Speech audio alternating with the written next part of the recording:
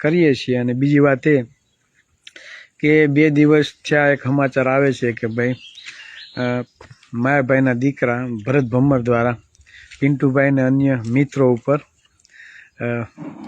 અરજી કરેલી છે, બરાબર, માનહાનિની હોય કે જે હોય તે, બરાબર।